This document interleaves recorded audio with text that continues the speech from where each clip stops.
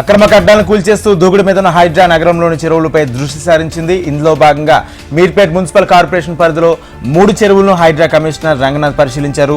ఇటీవల Meerpet municipal corporators చెరువుల కబ్జాలపై ఫిర్యాదు చేయడంతో రంగంలోకి దిగిన హైడ్రా అధికారులు ఈ రోజు కమిషనర్తో కలిసి మున్సిపల్ ఇరిగేషన్ అధికారులతో కలిసి చెరువులను పరిశీలించారు.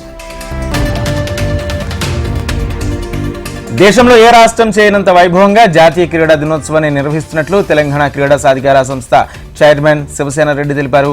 ఎల్బీ స్టేడియంలో FIFA inter competitional football 2024 poster బ్రోచర్ను రాష్ట్ర ప్రభుత్వ క్రీడల సలహాదారులు జితేందర్ రెడ్డితో కలిసి ఆవిష్కరించారు.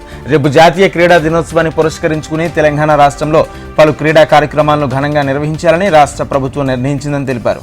రేపు గచ్చిబౌలి స్టేడియంలో నిర్వహించే జాతీయ క్రీడా దినోత్సవానికి సీఎం రేవంత్ రెడ్డి హాజరవుతున్నట్లు వెల్లడించారు. 33 జిల్లా కేంద్రాల్లో జిల్లా క్రీడా యువజన శాఖ ఆధ్వర్యంలో ధ్యాన్ చంద్ జయంతి సందర్భంగా జాతీయ క్రీడా దినోత్సవం వైభవంగా నిర్వహించాలని ఆదేశాలు జారీ చేశామని వెల్లడించారు. రానున్న రోజుల్లో మరిన్ని జాతీయ అంతర్జాతీయ పోటీలకు హైదరాబాద్ నగరం వేదిక కాబోతుందన్నారు. తమకు ఎఫ్టీఎల్ పరిధికి ఎటువంటి సంబంధం లేదని, అధికారుల సమన్వయం లోపం వల్లనే తమకు ఇబ్బందులు వచ్చాయని, దాదాపు 36 కుటుంబాలను అధికారులు రోడ్డును పడేసే యత్నం చేశారని బాధితులు ఆరోపించారు. పెద్దంబర్పేట్ మున్సిపాలిటీ ఫత్పులాగూడ సర్వే నంబర్ 125లో ఎకరా 36 గుంట్ల విస్తీర్ణంలో నిర్మించుకున్న తమ ఇండ్లను హైడ్రా నుంచి పరిరక్షించాలని ఫ్లాట్ల ఓనర్లు మీడియాతో ఆవేదన వ్యక్తం చేశారు. మల్కాజ్గిరి పోలీస్ స్టేషన్ పరిధిలో శ్రీకృష్ణ సాయి కాలనీలో గంజాయి అమ్మకాలు జరుగుతున్నట్లు సమాచారం రావడంతో స్థానిక పోలీసులు దాడులు జరిపారు.